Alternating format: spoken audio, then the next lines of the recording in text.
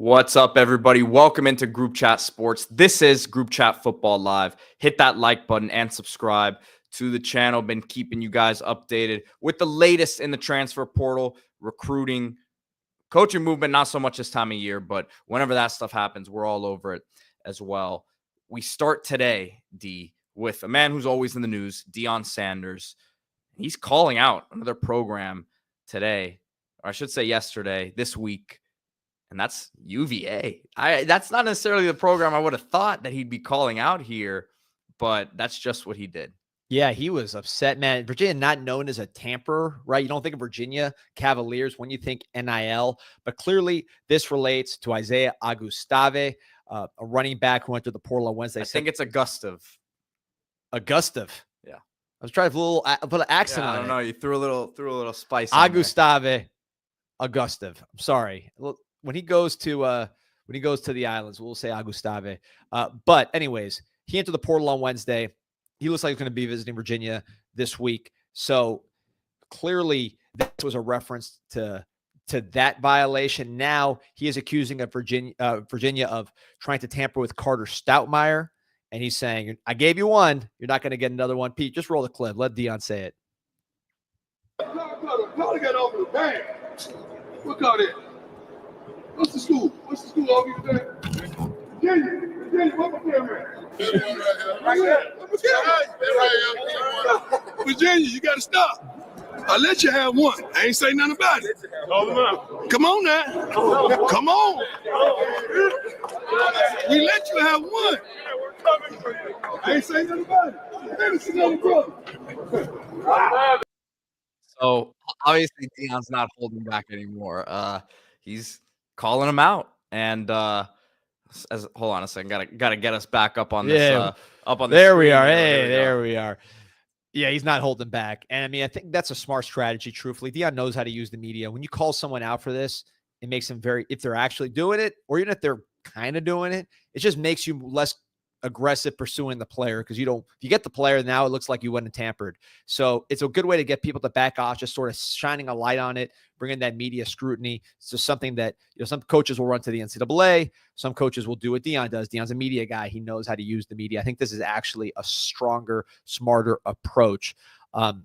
With respect to Carter Stoutmeyer, the safety, who's being accused, or Virginia's accused of tampering with. The ironic thing is he talked about the portal this week, talking to reporters, and he said, from my point of view on the portal, the majority of kids, when they go out there and someone throws a few $100,000 at them, they jump at it immediately. For me, I have so much loyalty to this program and stuff like that. Everything that Coach Prime has done for me since I was a kid, since I was a baby, Coach Mathis, Coach Hart, my loyalty is just so strong here. I don't think there's a number out there that could get me to leave. So I don't know if Stoutmeyer told Deion what was happening or how this all came about, but clearly doesn't seem like Carter Stoutmeyer is going to the University of Virginia. And if you're Virginia, you're a team that's suffered quite a bit in the portal yourself. Your top receiver just went to Notre Dame. You're trying to build the program. You don't need this kind of attention.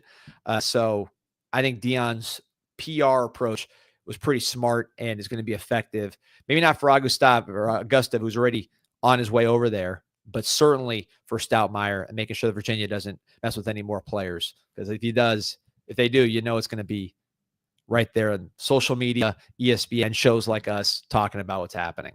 Yeah, and Deion also said today in an unrelated situation here that, we'll see if the NCAA next year lets someone else, do the spring game that they wanted to do with Syracuse. He said, basically, we'll see if they let someone else do it that isn't Fran Brown and I.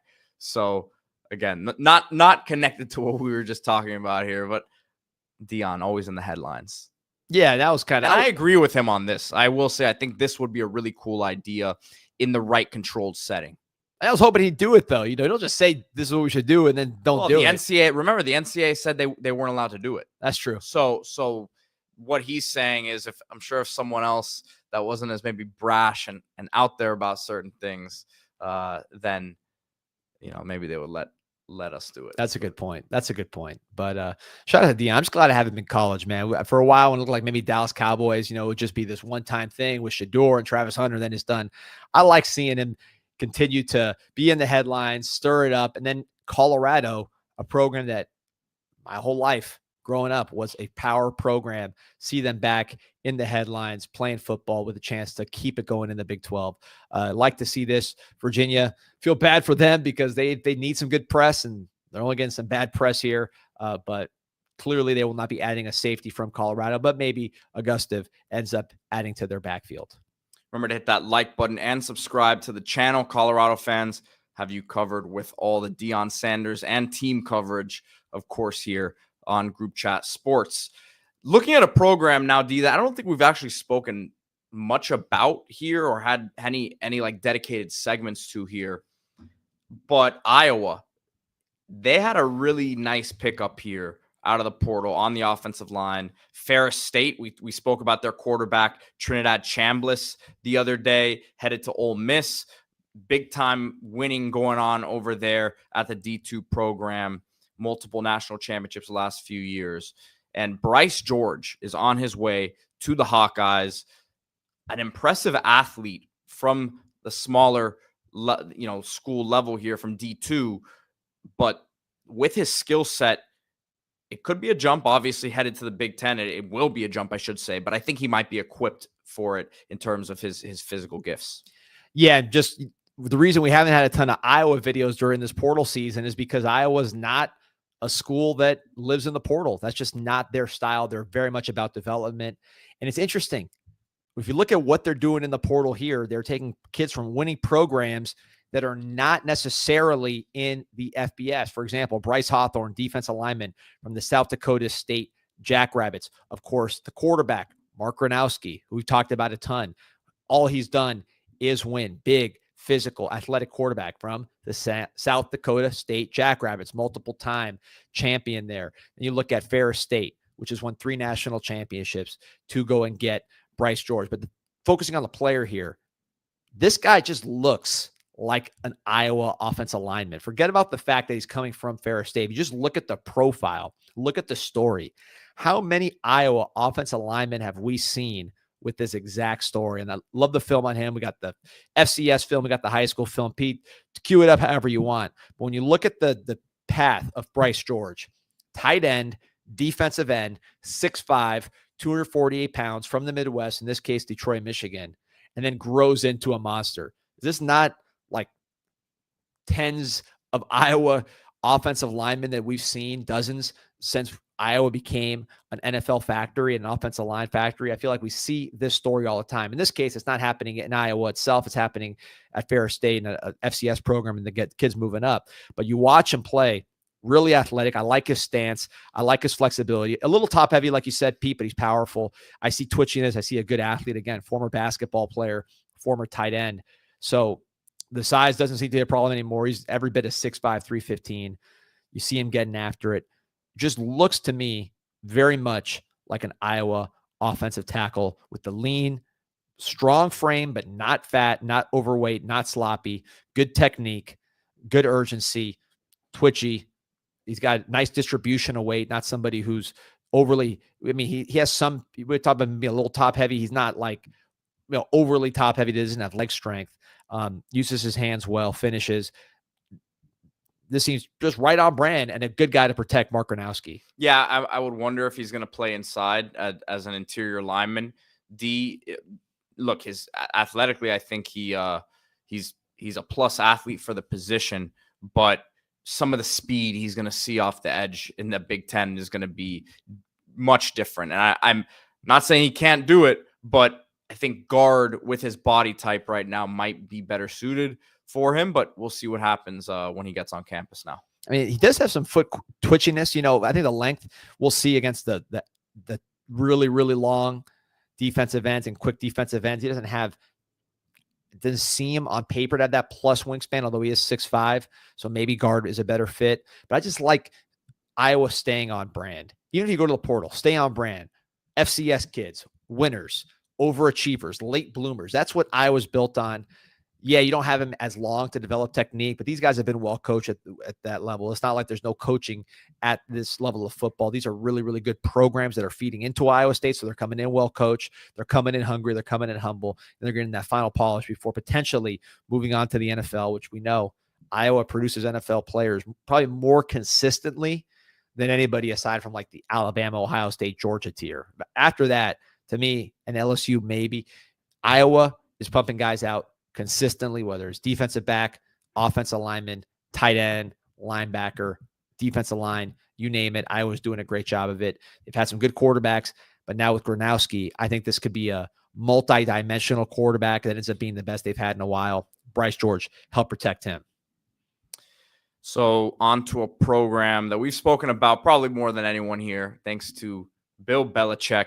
North Carolina, they've got some work to do here in the portal. Spoke about Gio Lopez earlier this week, about how he was trending in their direction, and it became official last night. Did a short on that. Can hear your thoughts, D, on that pickup for North Carolina.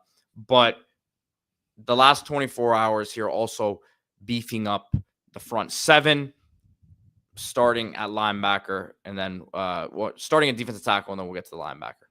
Yeah, you lost the big piece on your front seven with Bo Atkinson, probably your best pass rusher. So you needed to beef up not just defensive end, but the whole front seven. They've done so, adding Mekhi Gebayer, 6'1", 235. We did a video on him the first time he transferred in the winter portal when he transferred from Nebraska to Missouri. He's going a little further this time to North Carolina. Hard to tell what happened at Missouri. I know, they have some talent in their front seven, but this is a guy that played so well at Nebraska. You thought he'd be an easy fit there. Ends up not working out, going to North Carolina, closer to home on the East Coast. Gebayer originally from the New York metropolitan area, which you're seeing Belichick dip into that area, maybe Long Island a little bit, getting some lacrosse players, getting some young, late developing defensive linemen. He's really working that area. Gebayer going to fit right in there. Experienced player, 11 starts, 49 tackles, 6 tackles for loss, 1 sack, 3 pass breakups last year, 1 season of eligibility. He was kind of a non-entity his first couple seasons, developed slow, then broke out on special teams and becoming a starter on defense and doing his thing. I think to the Colorado game, really set the tone with a big hit on special teams. He talked a little bit during the week, ended up really busting someone's head and getting the team excited. Not going to be your most athletic linebacker. There's some stiffness there, but he can run a little bit, and he's definitely physical and active inside the box. Like this pickup for North Carolina. You already brought in Kamari House, more of an athletic linebacker. I think this is a good pair with him.